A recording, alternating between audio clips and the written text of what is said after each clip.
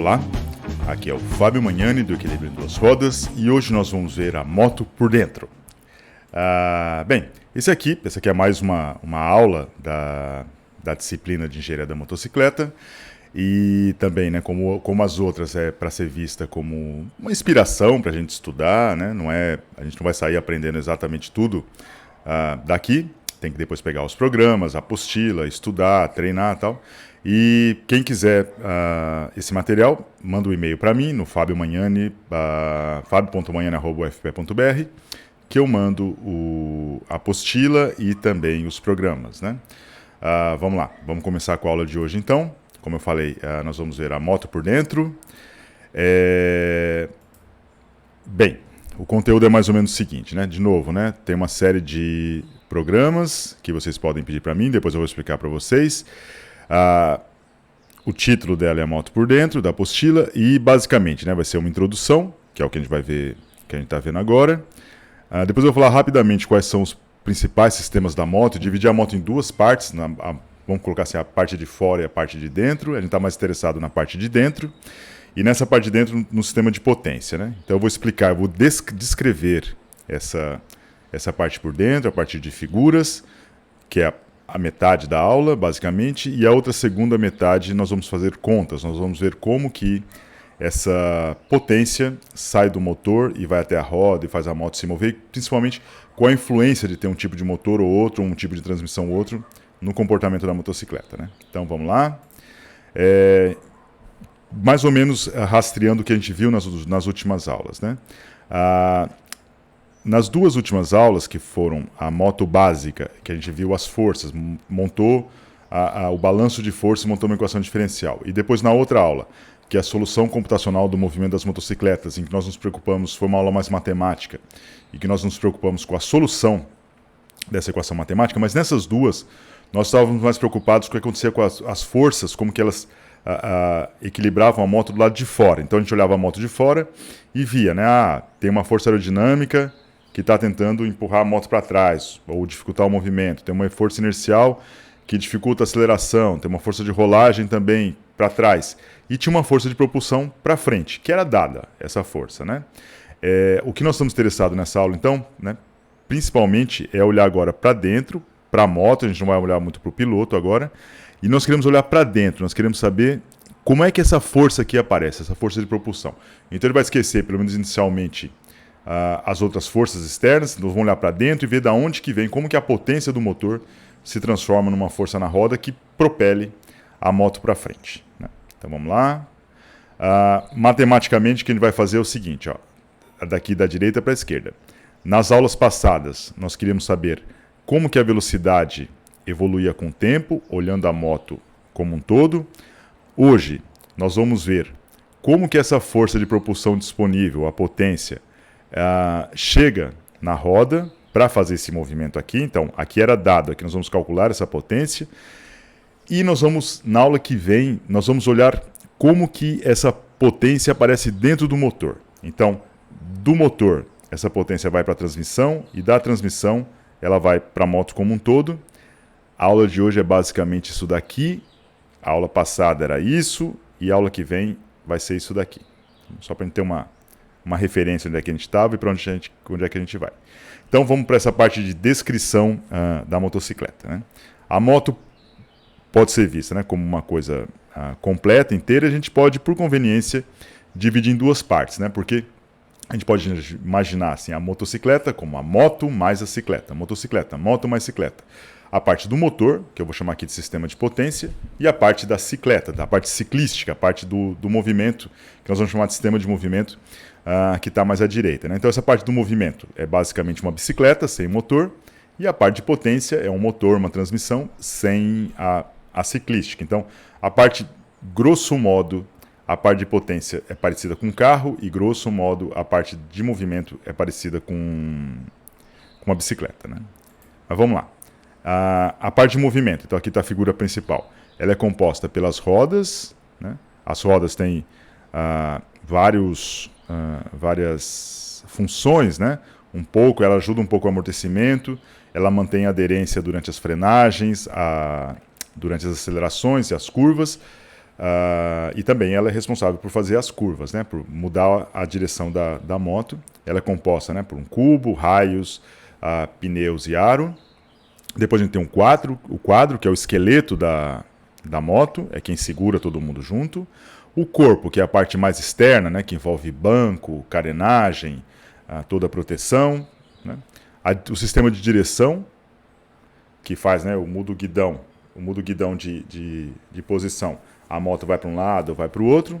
E o sistema de suspensão, que tem várias funções, né? Mas a principal função da suspensão, um pouco, é manter o conforto, mas principalmente é manter sempre a roda no chão, independentemente do que estiver acontecendo com a moto, se estiver passando em buraco, alguma oscilação, alguma coisa assim, fazendo curva.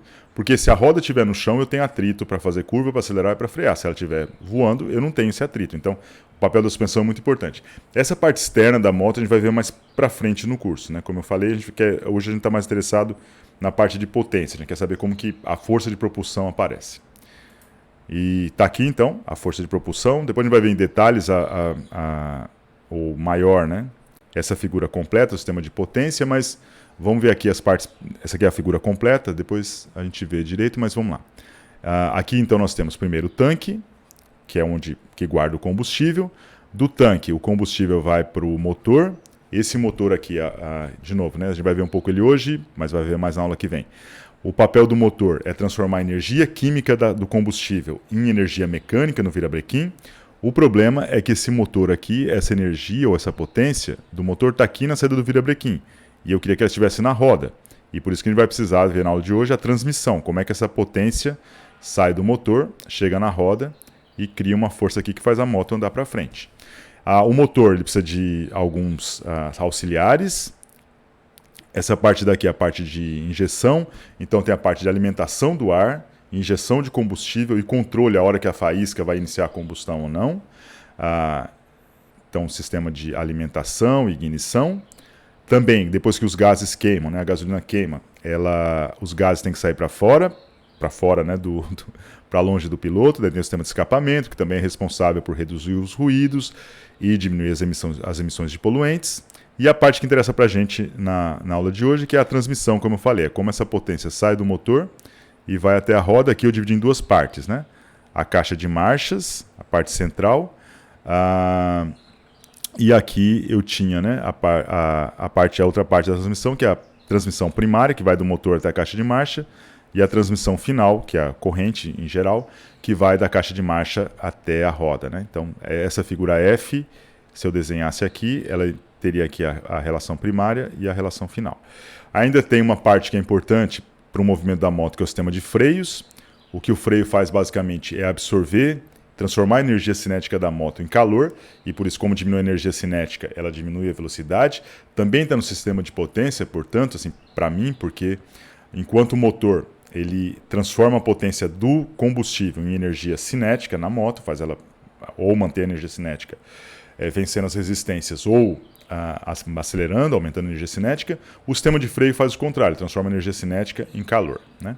E a gente tem um sistema de controle do piloto, né, como o piloto controla a potência da moto, né? Ele tem 5 controles, então ele pode controlar a quantidade de ar e combustível que entra no motor, pode frear a roda dianteira e a roda traseira e pode mudar de marchas e acionar a embreagem, né? Então, acelerador, embreagem, mudança de marcha, freio dianteiro e freio traseiro. Esses são os 5 controles que o piloto tem sobre a motocicleta, sobre a parte de potência da motocicleta, para fazer ela correr mais ou menos, ou manter a velocidade. E é claro que ele tem outro sistema de controle, que a gente não vai ver na aula de hoje, mas que é, mudar a direção da motocicleta, que ele muda principalmente com o guidão, mas pode mudar um pouco também com a posição do corpo dele. Vamos lá. Esse aqui, então, eu falei, é o desenho da moto como um todo. Aqui são os detalhes, né? De novo, então, tanque, a energia do tanque vai para o motor. Do motor, ele sai aqui a potência no eixo do virabrequim, vai para a caixa de marchas, tem embreagem. Aqui ele vai para a saída, para o pinhão, e do pinhão, através da corrente, vai para a coroa. Essa roda gira, tenta girar a roda o mundo para trás. Como a terra é mais pesada, ela reage e faz a moto rodar para frente, que é o que a gente está interessado, né? Então vamos lá. Aqui é a mesma imagem, mas mostrando, como eu falei, aqueles 5 sistemas de controle, né? O piloto pode controlar o freio dianteiro, no pé o freio traseiro, pode mudar a embreagem ainda, a marcha, e pelo acelerador ele pode controlar a quantidade de ar e combustível que entra no motor, né? Aumentando assim a potência do motor. Essa aqui é uma figura de uma moto elétrica. Então dá para ver que ela tem um pouco de diferença, né? Voltando, essa parte de cima aqui é diferente, né? Que eu tenho motor de combustão interna, escape, tanque e tal. No caso da moto elétrica, a gente é um pouquinho diferente. A gente tem, na realidade, uma grande bateria, que é onde tem energia, né? Eu comentei em outros vídeos falando sobre isso, que a grande diferença da bateria para a gasolina, né, da fonte energética, é o peso. Enquanto a gasolina, 1 kg de gasolina leva mais ou menos 42 megajoules de energia, 1 kg de bateria de lítio leva 0,7 megajoule de energia. Então, a gasolina leva muito, muito mais energia do que a bateria. Essa é uma grande vantagem dos motores de combustão interna, por isso que a gente usa tanto, que é a densidade energética, mas tem desvantagens também, né, que é de usar gasolina. Um é um motor elétrico, um motor convencional, que ele converte mais ou menos só 25% da energia da gasolina em energia mecânica. O motor elétrico, né, junto com o sistema de carga, recarga, tal, considerando tudo, ele consegue transformar 80% ou mais da energia da bateria ou da energia elétrica, né, que alimentou a bateria, em energia mecânica. Então a conversão do motor elétrico é muito melhor do que a do motor de combustão interna.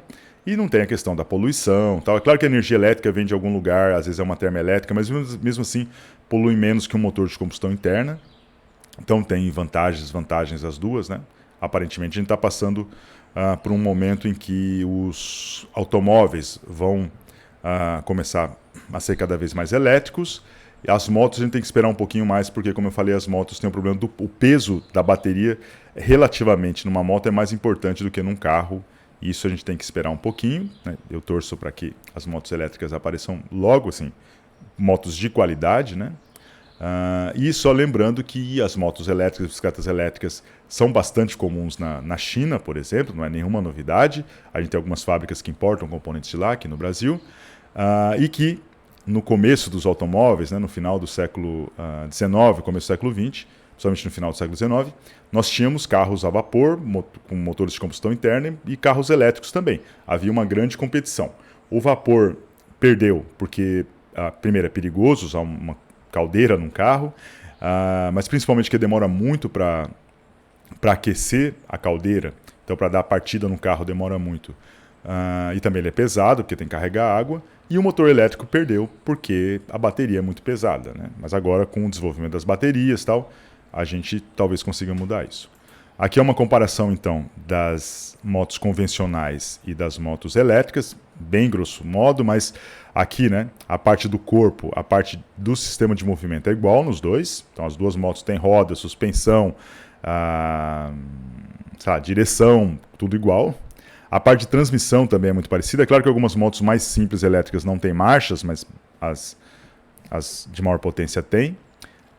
Então o sistema de transmissão é muito parecido, de freios e tal. O que muda é a parte aqui do motor, né? A gente tem um motor de combustão interna, com tanque, motor, escape, admissão, no caso de uma moto convencional.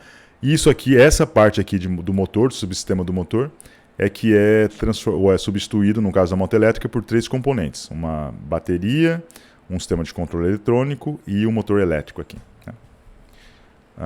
Vamos lá. Então esse aqui é o subsistema do motor, como eu falei, de novo, tanque, motor propriamente dito, o escape para mandar os gases quentes para fora e o sistema de controle e admissão de ar e combustível. E aqui olhando para o motor por dentro, né? De novo, isso aqui nós vamos ver na aula que vem com mais precisão. Nós vamos calcular a mistura ar e combustível, como é que essa mistura, se for álcool, se for gasolina, como é que ela aumenta a potência e tal. A gente vai ver isso na aula que vem. Mas só lembrando como que é o mecanismo, basicamente a gente tem um mecanismo de biela-manivela, que transforma esse movimento do pistão aqui. O pistão fica indo para baixo e para cima a cada ciclo. Quando ele vai para baixo e para cima, ele transforma esse movimento num movimento de rotação, né? Então esse é o papel desse tipo de mecanismo. Então, a cada 2 voltas que esse motor dá, 720 graus de rotação aqui embaixo, ele fica abrindo e fechando essas válvulas aqui de cima, né, que são as válvulas de admissão e de descarga. A gente vai ver em detalhes mais para frente. Então, basicamente, o motor, do ponto de vista mecânico, é isso, né?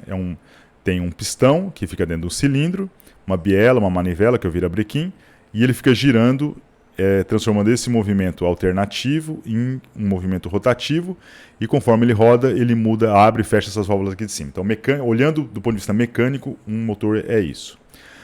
Aqui é mais ou menos o que acontece com a posição das válvulas, conforme o virabrequim vai girando. A gente vai ver depois no próximo slide como é que se dá como que o virabrequim comanda o movimento das válvulas, mais ou menos isso daqui. Ó.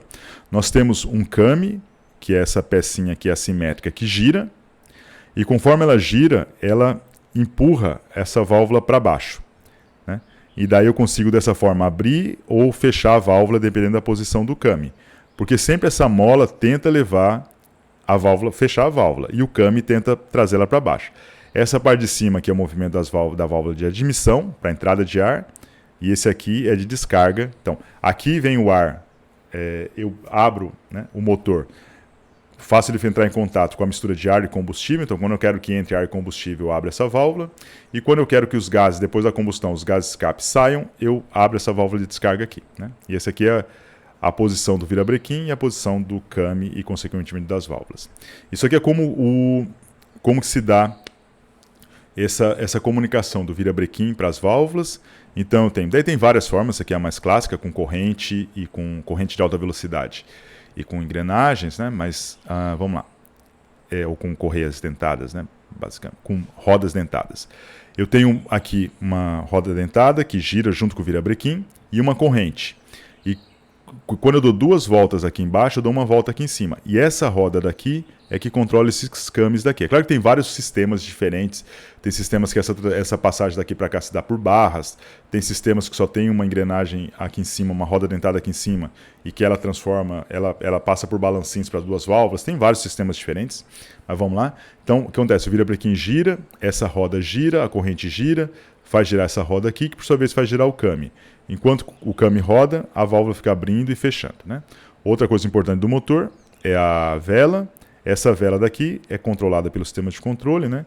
Mas ela também, dependendo da posição do virabrequim, ela sabe a hora de soltar uma faísca e começar a queima.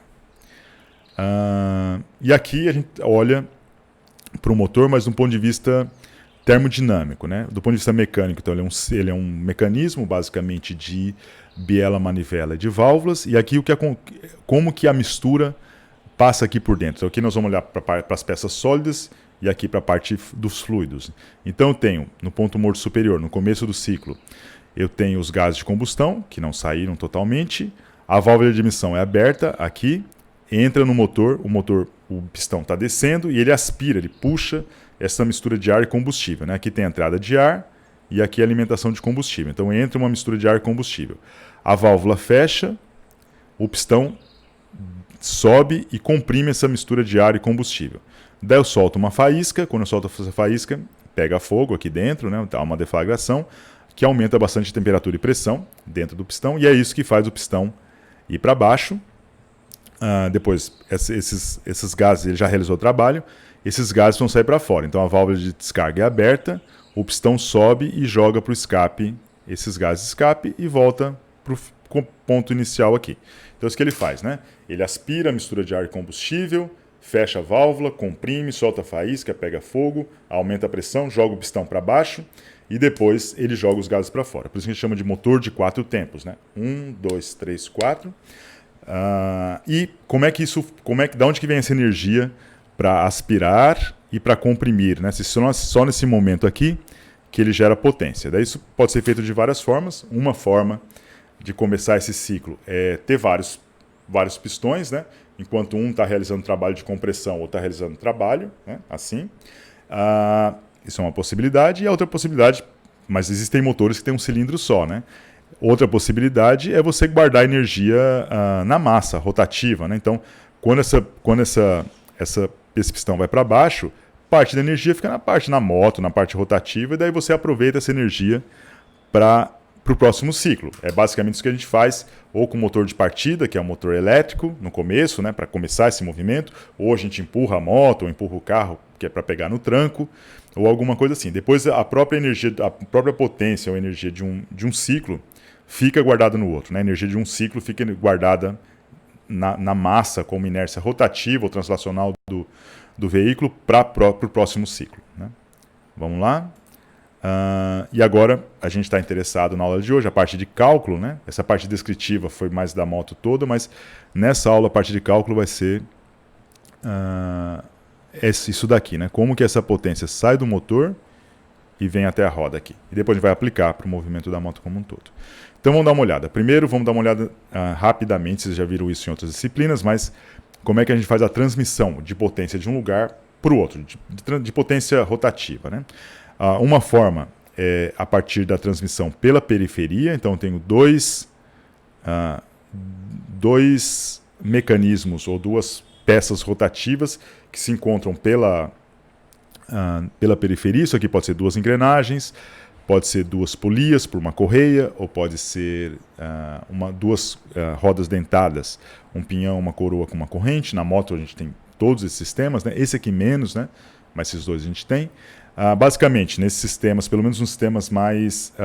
fazendo a hipótese que eles são ideais, a potência de entrada é igual à potência de saída, a velocidade periférica dos dois tem que ser iguais, senão os dentes quebrariam, as forças têm que ser iguais, e com isso a gente tem uma transformação. Né? Então, para cada duas, por exemplo, nesse exemplo aqui, para cada duas voltas, ou para cada uma volta esse aqui dá duas voltas, então eu aumento, duplico a rotação nesse caso, e reduzo o torque. Então, esses sistemas, o que eles fazem?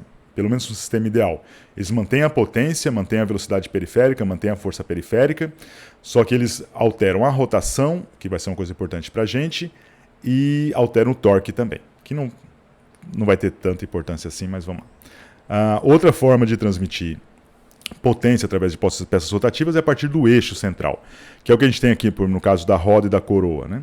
Então o que acontece? Vem da corrente, vem uma potência na coroa, a coroa gira e pelo eixo ela transmite essa potência para a roda. Então nesse caso também a potência que entra é igual a que sai, se o sistema for perfeito. Só que nesse caso as duas peças têm a mesma rotação, né? Mas não tem mais a mesma velocidade periférica. E as duas têm o mesmo torque no eixo, mas não tem mais a mesma força periférica. Então, e eu também posso fazer isso aqui na caixa de marchas, por exemplo, que eu tenho duas engrenagens ligadas pelo eixo, eu entro por uma e saio por outra. De novo, as duas têm a mesma rotação, que estão ligadas no mesmo eixo, a mesma rotação, o mesmo torque no eixo, a mesma potência, mas não tem mais a mesma velocidade periférica e não tem mais a mesma força periférica também. Então, isso é uma outra vantagem de trabalhar sempre com potência, que a potência é a mesma independentemente se a transmissão se dá pelo eixo ou pela periferia. Isso não acontece com a força, velocidade, torque e rotação. Tomar um pouquinho de cuidado com isso. Aqui agora vamos dar uma olhada em alguns tipos de engrenagens que ocorrem numa caixa de marcha, que eu vou explicar para vocês como que funciona. Então eu posso ter as engrenagens, né? Elas podem ser diferenciadas pelo número de dentes. Isso aqui vai servir para transformar a rotação. Elas também podem ser diferenciadas pela forma como elas são ligadas ao eixo. Então eu sei que eu tenho uma ligação fixa. Se o eixo gira, a engrenagem gira. Se a engrenagem gira, o eixo gira junto. Essa engrenagem aqui, ela está solta em relação ao eixo. Então o eixo pode girar e a engrenagem está parada, ou a engrenagem girando e o eixo parado. Não tem problema nenhum. E essa aqui é um pouquinho diferente. Ó. Ela está vendo que ela é estriada aqui. Ó. Então essa engrenagem, ela gira sempre junto com o eixo. Mas ela tem um movimento longitudinal. Eu posso mover ela um pouco para a esquerda, um pouco para a direita, se eu quiser. A gente vai ver para que tem essa função. As engrenagens também, elas podem ser lisas lateralmente ou podem ter ressaltos, né? Ou reentrâncias. Por que a gente vai usar isso daqui? Porque depois eu vou usar também, né, no sistema de embreagem, as duas engrenagens elas podem ter contato lateral, assim, uma reentrância encaixa num ressalto e daí uma engrenagem carrega a outra lateralmente, não pelos dentes como nós estamos acostumados. E uma quarta possibilidade, não é bem uma engrenagem, né, mas eu posso ter engrenagem com dente e engrenagens, não são bem engrenagens, né, mas discos, que estão ali na caixa de engrenagens, na caixa de marchas, mas que eu não estou preocupado em fazer transmissão pelos dentes, né? Só pelos ressaltos. Então, às vezes, elas não têm dentes também, né? Mas, bem, são esses tipos aí de engrenagens. Daí vamos ver como que funciona uma caixa de marchas, então, com esses tipos de engrenagens aí. Eu tenho aqui, ó. Aqui é o eixo do virabrequim, tem o pistão que move a biela, a manivela e gira o virabrequim. Aqui está o eixo, então, do motor. E aqui está o eixo da roda, que eu quero fazer a roda girar. Como é que essa potência vem daqui para cá? Né? Primeiro, eu quero transmitir essa potência de um lugar até o outro, então a transmissão serve para isso. E segundo, eu quero transformar as rotações também, porque o motor, a gente vai ver daqui a pouco, mas ele tem uma certa faixa de rotação. Ele trabalha de 1.500 até 9.000 RPM, sei lá, depende do motor, varia, mas tem uma faixa de rotação. E a roda, ela gira. Ela tem que estar parada, às vezes, quando a moto está parada, até a rotação equivalente a 150 km por hora, alguma coisa assim. Então a faixa de rotação da roda é muito maior do que a faixa de rotação do motor. Isso é um problema, e às vezes a moto está parada e o motor não está, né? Daí a transmissão serve então para levar a potência de um lugar para o outro e transformar a rotação também, tentando manter a potência constante. Então o que acontece? Vamos pegar nesse exemplo aqui, por exemplo, a moto está a 2.000 RPM, o motor está a 2.000 RPM, né? O motor girando isso aqui, e daí primeiro eu tenho uma transmissão primária, que aqui está desenhada como se fosse uma correia para ficar mais fácil, mas em geral nas motos são duas engrenagens, e essa engrenagem daqui então maior, menor, essa aqui maior, enquanto essa aqui gira 2.000 RPM, essa aqui gira 1.000 RPM. Pronto, beleza. E aqui eu tenho a embreagem. Essa embreagem, no caso da moto, ela é mais complicada. Eu desenho como se fosse uma embreagem de carro, para ficar mais fácil o desenho. Essa caixa de marcha é bem simplificada, porque eu quero mostrar mais para vocês o essencial dela, né? Mas basicamente é como se tivesse, então, dois discos. Esses discos têm molas que ficam pressionando um com o outro, com bastante atrito. Então, é como se fosse uma peça sólida que gira junto. Quando eu quero desacoplar esses dois eixos, ou essas duas peças, eu solto um pouquinho essa mola e daí eles se afastam um pouquinho e já não tem mais atrito entre eles. Daí um posso girar enquanto o outro fica parado. No caso da moto, eu tenho várias pecinhas dessas, né? Vários anéis que eu formo um sanduíche e com atrito ou sem atrito, dependendo se eu deixo a mola apertar ou não, mas a ideia é parecida com essa daí. Então aqui nesse caso a embreagem eu desacoplei a embreagem, então eu não estou deixando essas molas empurrarem um disco no outro, e daí a moto está girando a 1.000, mas essa parte está toda parada aqui, ó. Está tudo parado porque a roda está parada. Essa parte está acoplada na roda. Se a roda estiver parada, tudo isso aqui tem que estar parado, senão teria um grande problema. A roda parada e o motor girando todo conectado, né? Eu poderia ou a roda vai parar, que é o que acontece, para o motor, ela faz o motor estancar, faz o motor morrer, se eu tentar acoplar com a roda parada, ou se eu soltar de repente a embreagem, a roda começa a girar repentinamente e pode ou patinar ou empinar, ou alguma coisa assim, né? Então ou morre, os dois vão tentar girar na mesma rotação, ou vou quebrar um dente da engrenagem, alguma coisa assim, né? Ou os dois vão girar, ou vai quebrar alguma coisa, ou essa embreagem aqui vai ficar patinando e gastando esses discos, né, com atrito, alguma coisa ruim vai acontecer. Bem, mas vamos lá, aqui eu estou com a embreagem acionada. Daí, eu soltei a embreagem. O que acontece? Quando eu solto a embreagem, essa parte aqui, né, da transmissão primária está a 1.000 RPM, como agora eu tenho essas molas acionando um disco no outro, aqui, esse eixo aqui também vai ficar a 1.000 RPM. Esse eixo daqui, ele tem 3 engrenagens ligadas a ele. É outra coisa, essa caixa de marchas é uma caixa de marchas, só tem 2 marchas também que eu simplifiquei para ficar mais fácil explicar, mas normalmente as caixas de marchas de moto tem 5 marchas ou 6, em geral 5. Bem, daí o que acontece? Aqui, essas duas engrenagens, elas são de tipos diferentes. Essas duas engrenagens aqui, elas são engrenagens soltas, né? Elas não estão ligadas no eixo. O eixo pode rodar à vontade, que elas não vão rodar. Então elas na realidade estão acopladas com essa parte daqui, ó, com a roda. Essa daqui, que não é bem uma engrenagem, nesse exemplo aqui, é aquela engrenagem que não tem dente, né? Aquele disco que não tem dente. Ele está acoplado com o eixo, mas com aquelas estrias. Então se o eixo rodar, esse componente tem que rodar com a mesma rotação, só que eu posso mover ele para baixo e para cima, né? Aqui, o que está acontecendo então? Esse eixo aqui de entrada na caixa de marchas está girando a 1.000 RPM e essa engrenagem sem dentes, vamos chamar assim, está rodando também. e as outras engrenagens estão paradas. O eixo está rodando, como elas não estão ligadas no eixo, o eixo gira por dentro delas sem problema nenhum. Então isso aqui é o que a gente chama de ponto morto. Daí vamos lá, ou neutro, né? Daí nós vamos lá. Agora o que nós vamos fazer? O que é mudar de marcha? Mudar de marcha é pegar esse disco aqui, essa roda dentada, e acoplar ele com essa engrenagem daqui, de cima. Lateralmente, né? Lembra que algumas dessas engrenagens, algumas tinham reentrâncias, outras ressaltos. Na hora que eu acoplo uma com a outra, lateralmente, essa engrenagem daqui, sem dente, começa a arrastar junto com ela de lá. Então, vamos lá. O motor está a 2.000 RPM, há uma redução de rotação aqui na relação primária. Como a embreagem não está acionada, ela faz esse eixo de entrada girar também a 1.000 RPM. Esse disco aqui sempre gira. Como ele está acoplado lateralmente com essa engrenagem, ele faz essa engrenagem girar. Daqui para cá, a gente tem uma mudança de diâmetro, né? Essa engrenagem daqui, ela não é do mesmo tamanho dessa. Então, há uma redução aqui de 2,5 vezes. Enquanto essa aqui está girando a 1.000 RPM, essa aqui gira a 400 RPM. Daí eu tenho a relação final, que é, no caso da moto, né, o pinhão, a coroa e a corrente, que está aqui. Daí tem uma redução nesse exemplo aqui, só de 2 vezes. E daí o eixo da roda está girando a 200 RPM. Isso equivale para essa roda aqui, para esse exemplo, a 23 km por hora.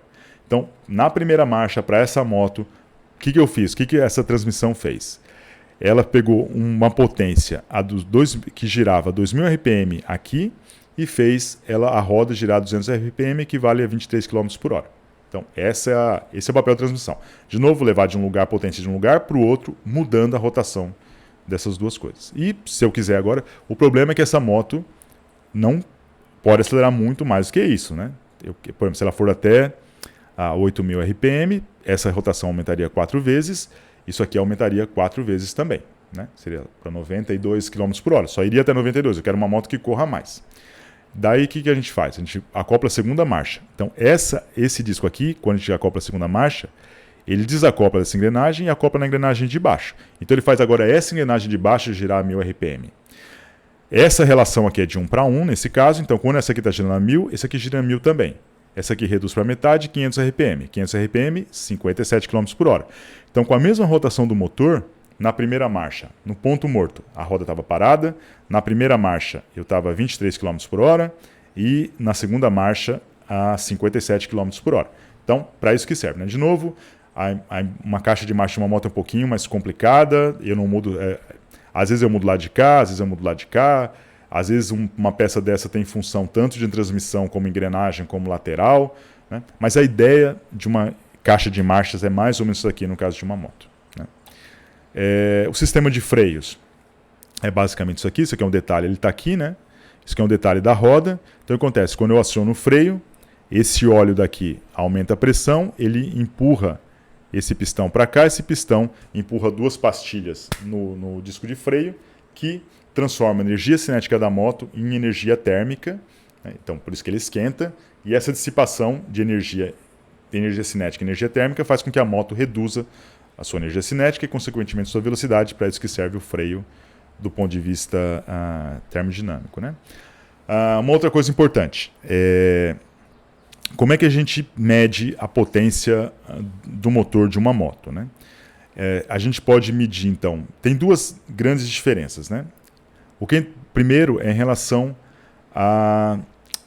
O que a gente tem que fazer, basicamente? A gente tem que fazer o motor gerar uma certa potência e a gente tem que dissipar essa potência em algum lugar e medir essa potência dissipada. É basicamente isso que a gente faz.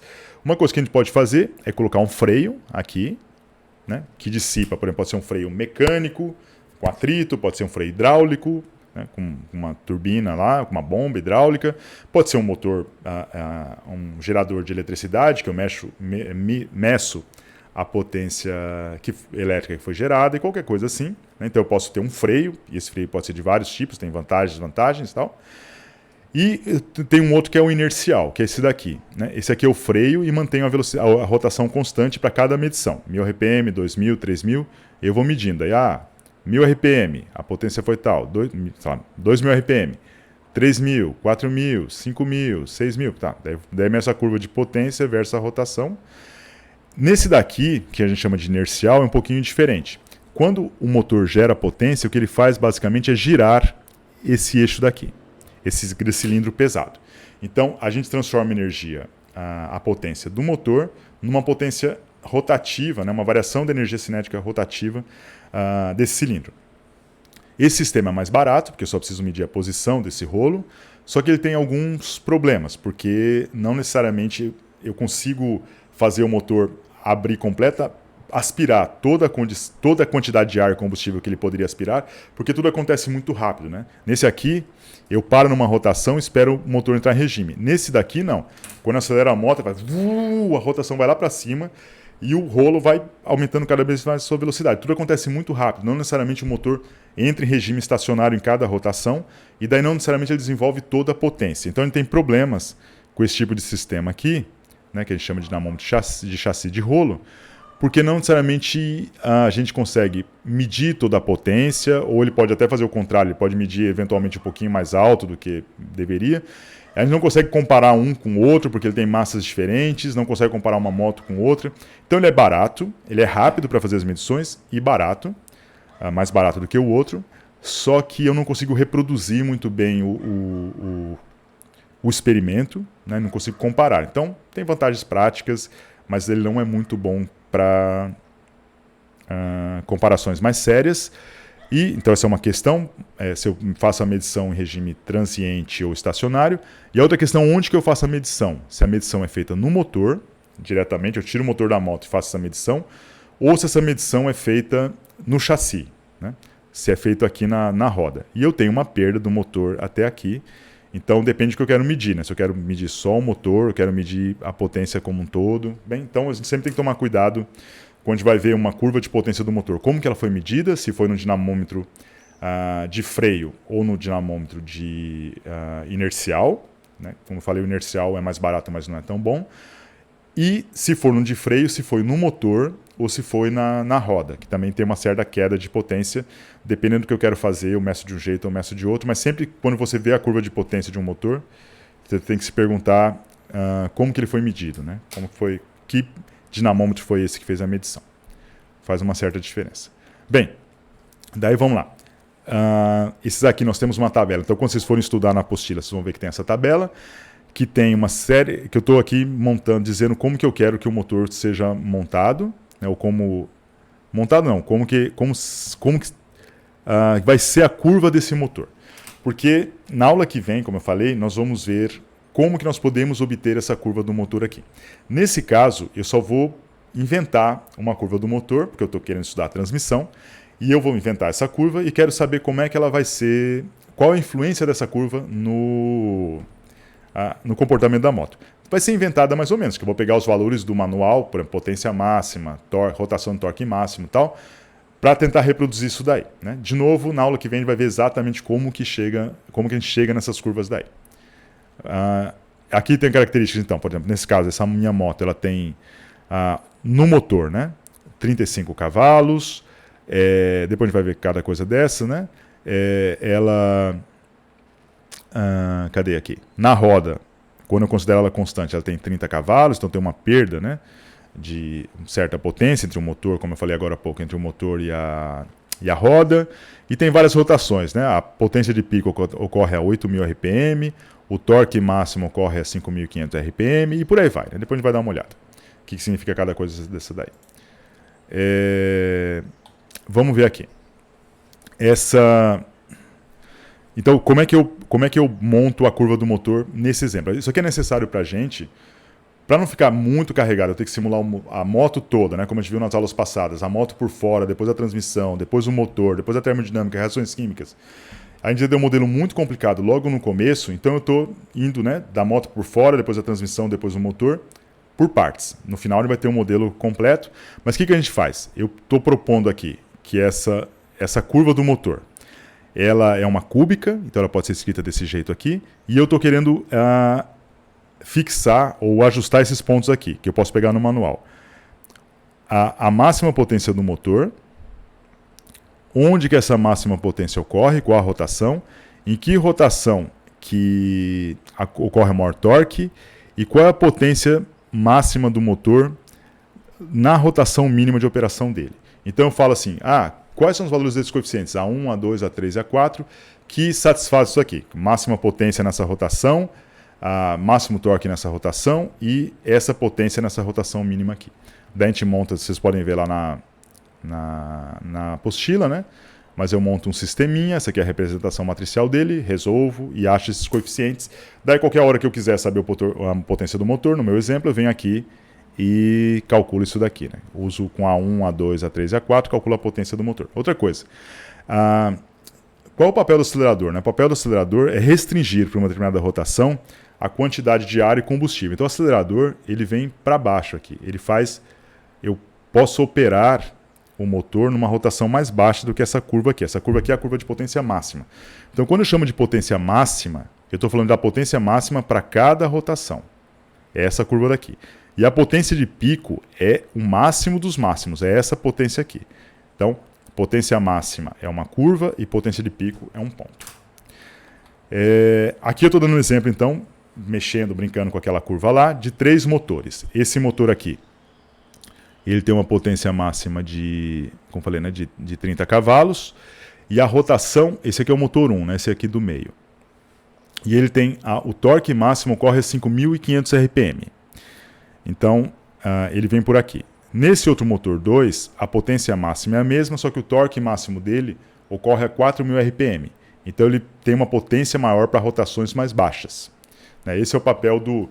Quando tem um motor com torque um pouco maior, como o torque máximo de pico ocorre em rotações mais baixas, o papel dele é aumentar a potência em rotações mais baixas.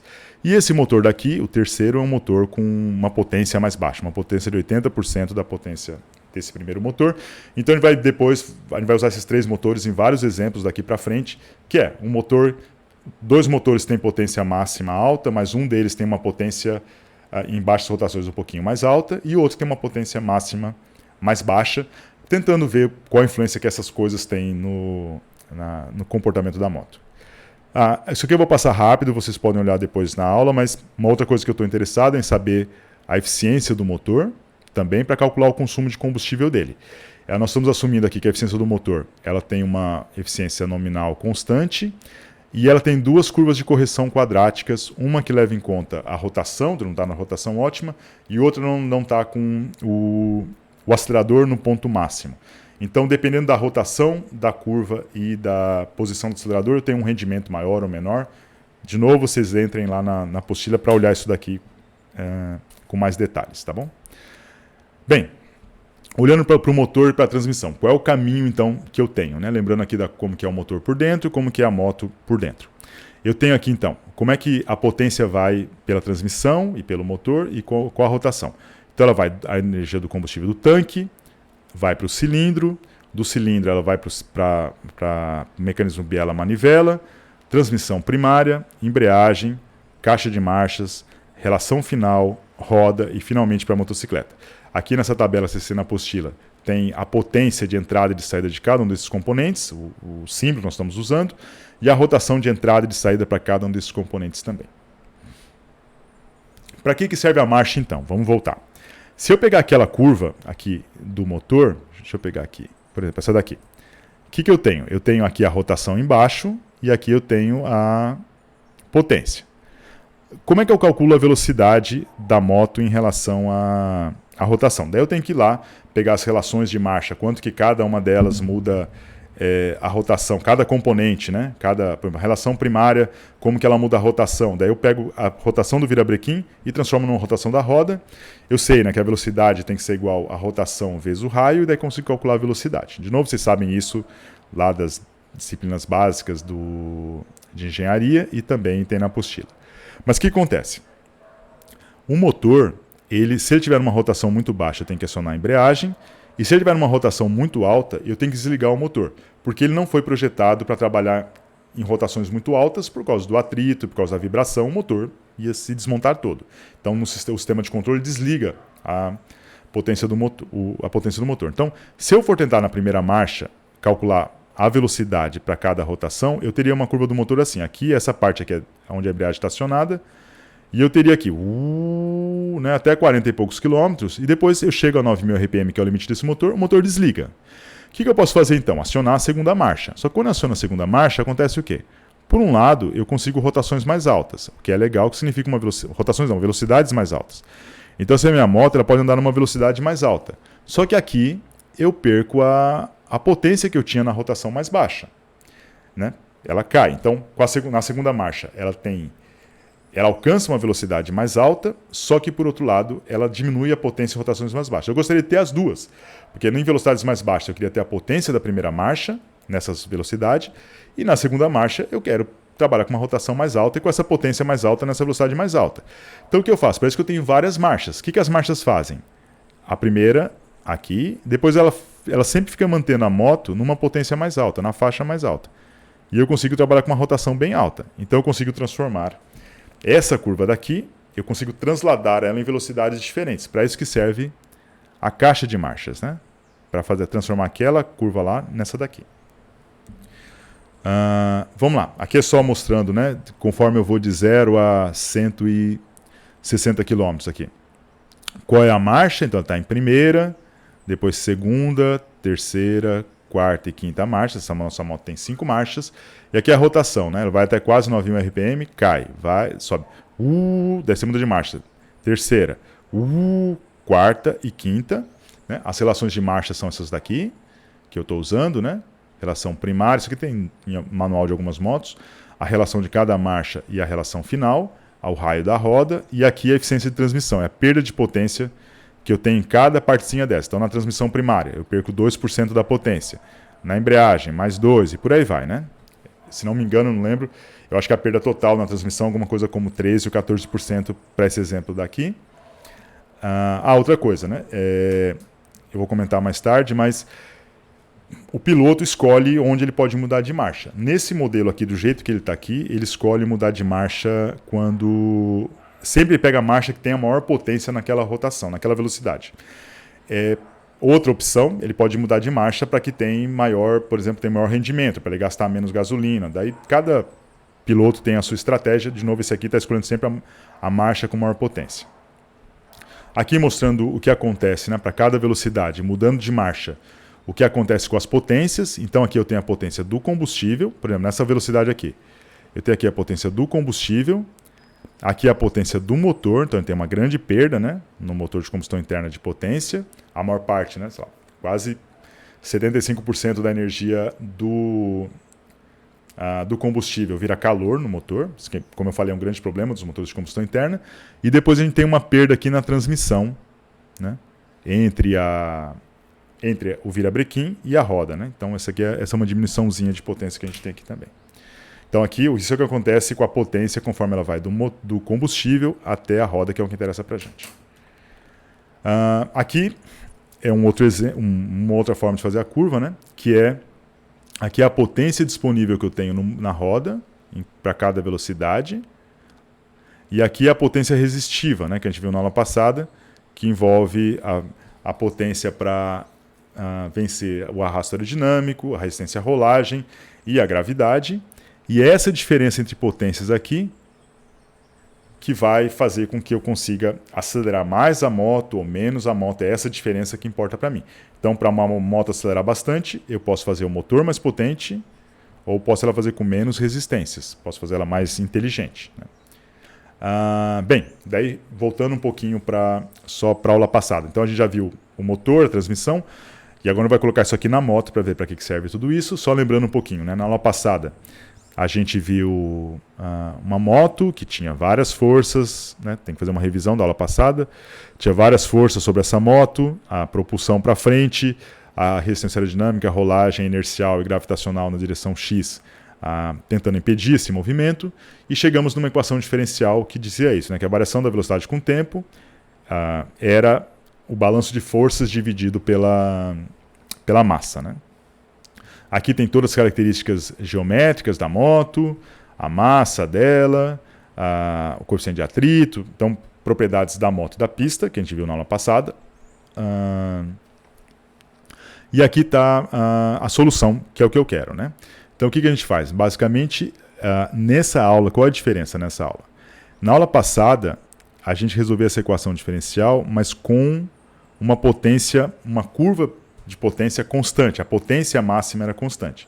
nessa aula que a gente fez essa modelagem toda do motor e da transmissão, a gente vai colocar naquele lugar ali essa potência variável, com a rotação do motor e com as marchas. Então, aquele programa que a gente fez na aula passada para simular a moto, basicamente ele é o mesmo daqui. A única diferença, do ponto de vista da moto, é que ao invés de ter um valor constante, a gente coloca essa curva daí. Né? Tá bom? Aqui a gente tem várias tabelas, então eu só estou unificando, né, a tabela com as características do motor, que a gente tinha visto antes, que é para montar essa curva. Essa daqui com características da moto, né, a massa, tal, as dimensões dela, e essa aqui com as características da transmissão, para poder calcular as perdas de potência entre o virabrequim e a roda, e também para calcular as variações de rotação. Né? Tá bom? Então, basicamente, a gente resolve e obtém uma coisa qualitativamente muito parecida com o que a gente viu na aula passada com potência constante. Né? Isso aqui é qual é a evolução da velocidade com o tempo da moto. Né? A moto, nesse caso, está parada, o cara está acelerando tudo e ele atinge uma velocidade máxima. Vamos ver que modificação, então, fazer um resumo um pouco das modificações que nós fizemos para calcular essa potência do motor. Então, primeiro, nós propusemos uma curva de potência do motor, que vai ser uma cúbica, em função, né, daqueles pontos de potência máxima, rotação, qual a rotação em que ocorre essa potência de pico, torque máximo e tal. Nós vamos obter esses coeficientes aqui. A mesma coisa, né, a gente faz para o rendimento. Nós sabemos, né, que a potência de propulsão é a potência no motor vezes a eficiência de transmissão. Então a gente tem uma certa perda de potência entre o motor e a roda. E nós podemos calcular a potência do combustível como isso daqui, né, que é a potência do combustível é usada para duas coisas. Uma parte dela é usada para a potência do motor propriamente dito, que é a potência que vai para o pistão, vira brequim e tal, vai mover a moto. E uma outra parte da moto, dessa potência do combustível, é usada internamente pelo motor, seja para vencer os atritos internos do pistão, do virabrequim e tal, mas também para alimentar a bateria, se eu tiver algum acessório ligado, tal, que eu estou chamando de potência interna, que é basicamente a perda de potência entre o pistão e a saída do motor, que pode ser por atrito, ou para geração elétrica, no caso da bateria, para acessórios, para tudo que não é movimento. Então, o combustível é usado para essas duas coisas. E eu não consigo transformar completamente a potência do combustível em potência mecânica, e essa relação é dada pela eficiência do motor aqui. E outra coisa importante é o alfa, que é, lembrando, né, o alfa é quanto que o cara está acelerando, né, lembrando da aula passada. E uma coisa importante também é que essa potência do motor aqui, ela depende da rotação. Então eu tenho que saber para cada velocidade, para cada marcha, qual é a rotação do motor. Então eu entro aqui com a velocidade, né, essa aqui é só uma relação geométrica, e com o raio da roda, e aqui tem as várias relações de transmissão, a primária, de cada marcha e a final. E isso aqui é só se eu vou usar a relação da marcha direto ou vou fazer um deslizamento entre elas usando a embreagem. Vocês olhem na apostila para ver exatamente. Isso aqui vai depender da rotação também. Se a rotação, quando eu calculo a rotação, se ela ficar menor do que a inferior, menor do que 1500, eu aciono a embreagem. Essa equação leva isso em conta, né? Também se eu estou acionando a embreagem ou não. Então o que eu faço basicamente? Eu venho aqui, eu estou com a velocidade em tal moto, eu quero saber qual é a potência disponível que eu tenho. Eu pego essa velocidade, daí para cada moto, para cada marcha, primeira, segunda, terceira, quarta e quinta, eu calculo para essa velocidade aqui qual a rotação do motor que eu estaria. Daí para cada uma dessas rotações, eu venho aqui nessa curva daqui e calculo qual é a potência máxima que eu tenho para aquela marcha lá. E daí eu escolho, como eu falei nesse modelo, esse piloto escolhe sempre a marcha que vai dar maior potência. E daí eu sei qual é a potência disponível que eu tenho. E daí o piloto usa isso, ele regula o alfa, se ele vai usar a potência máxima ou não, dependendo do que ele quer fazer da vida. Como é que isso aqui é implementado computacionalmente? O que importa para a gente, né, são esse conjunto de funções aqui. De novo, né, vocês podem pedir o código para mim, que basicamente ele tem uma função que calcula os coeficientes do motor, calcula esse A1, A2, A3 e A4. Então o cara entra com a potência do motor, dados do manual. Potência de pico do motor, torque de pico do motor, a rotação máxima e mínima, ele calcula essa curva. Depois aqui, essa outra função calcula a potência máxima do motor para cada rotação, calcula a eficiência do motor para cada alfa e para cada rotação. a potência do combustível para cada alfa e rotação, e para cada velocidade eu calculo a potência máxima na roda. Né? Essa potência aqui, de novo, ele escolhe internamente dessa função, ele escolhe a marcha, que nesse caso vai dar maior potência, mas vocês podem trocar para dar melhor eficiência, alguma coisa assim. Fica como trabalho. Como é que a gente resolve essa... Lembrando como é que a gente resolveu essa equação na aula passada computacionalmente. Né? Eu quero resolver essa equação diferencial aqui e reescrevo essa equação, só para simplicidade, que é dv dt, que é a aceleração, é igual a um d. Esse d é o lado direito aqui da equação, que é esse balanço de forças todo que está aqui. Então, como é que eu resolvo lá no Scilab? Eu monto um sisteminha que é dx dt igual a v, e dv dt é igual a esse lado direito, que tem todas essas equações aqui. E jogo nessa equação. Então, eu monto uma função s, que para cada velocidade, para cada posição, ele calcula qual a velocidade, só retorna a velocidade que eu entrei, e calcula esse D aqui. Né? Ele vai lá e calcula todas as forças, tal, aerodinâmica, rolagem para cada velocidade, e calcula qual é esse termo D aqui. E para isso ele calcula com esse D, ele consegue resolver essa equação diferencial e calcular a velocidade para cada instante do movimento da moto. Lembrando que o Scilab usa uma estrutura um pouquinho diferente, né? As duas variáveis x e v, posição e velocidade, são guardadas dentro de um vetor, que ele chama de Q. Então, a cada momento, eu chamo S para o tempo t e para esse conjunto Q, que tem a posição e velocidade, e uso essa função do Scilab, que resolve equações diferenciais. Né? Então, de novo, eu estou passando muito rapidamente aqui, tem toda uma aula grande da aula passada que eu explico como resolver. Vamos ver o que nós transformamos, o que nós modificamos da aula passada, que é isso daqui, para a aula de hoje, que é colocar uma potência variável no motor. Então, basicamente, o que a gente fez? Essa aqui é a estrutura desse... Esse aqui é o motor, é o código principal, que a gente modificou. Ele tem algumas diferenças do código da aula passada. Primeira diferença é que essa função S agora, dentro dela, na aula passada, quando eu perguntava qual era a potência máxima da roda, ele tinha um valor constante. Agora, ele vem e chama essas outras funções aí que eu mostrei no slide, há 2 slides atrás. Ele vai lá e pergunta, fala assim, eu estou em tal velocidade, qual é a potência máxima que eu tenho agora? Daí ele vai lá, tem a transmissão, tem a mudança de marchas e tal, e daí ele vai lá e escolhe. Mas do ponto de vista desse código, é a mesma coisa. Então, a única coisa, a gente modificou uma linha só. Ao invés de ter um valor constante, ele chama uma função. É claro que essa função está implementada no outro código. Mas outras modificações que nós fizemos, daí mais do ponto de vista, não do movimento, o movimento podia ser calculado só desse jeito, mas para ajudar a gente a entender esse movimento, o que eu fiz? Essa função S, ela faz outras coisas. Primeiro, eu calculo nela, que não é necessário para calcular o movimento, mas eu calculo aqui quais são as normais, quais são as forças aerodinâmicas, rolagem, separo, para poder fazer gráficos depois, para poder entender como que essa potência está sendo consumida, né? E uma outra diferença também, essa daqui, é que essa função S, na verdade ela vai ser usada 2 vezes, porque ela retorna tanto o que eu queria, que era para cada velocidade de posição.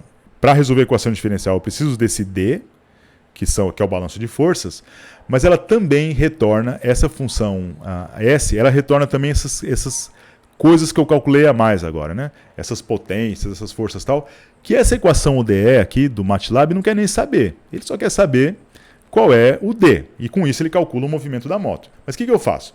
Eu venho nessa equação diferencial aqui, nessa função da equação diferencial, que chama a função S. Daí quando ele chama essa função S para resolver a equação diferencial, ele só está interessado em saber qual é o D. Mas depois aqui embaixo, depois que ele já rodou e eu já sei a velocidade, eu chamo a função S de novo. Só que quando eu chamo essa função S, eu quero saber essas coisas alternativas que ela tem. Qual é o normal para cada velocidade, qual é a força aerodinâmica, qual é a aceleração, todas as coisas. Então, o que a gente tem?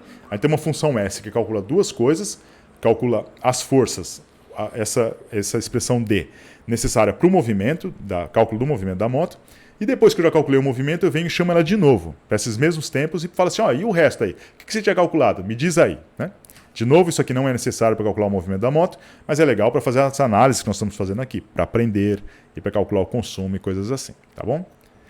De novo, isso é essencial que vocês leiam a apostila e vão até a aula passada para entender isso que eu estou falando, que eu sei que eu estou falando rápido demais, mas senão a gente não sai e não vê o que é essencial na aula de hoje. Pronto. Resultados, então, usando agora esse modelo com potência variável. Então eu tenho aqui, Essa curva 1 daqui, então o que eu tenho? Eu tenho uma moto e eu quero saber como que a potência dela evolui com o tempo, conforme ela vai acelerando. Então tem aquela moto que está parada, o cara usa alfa igual a 1, acelera o máximo, e ela atinge uma velocidade máxima de 140 km por hora. Eu quero saber o que acontece em cada momento. Então essa curva 1 daqui é a potência máxima que eu tenho da moto em cada tempo desses, né?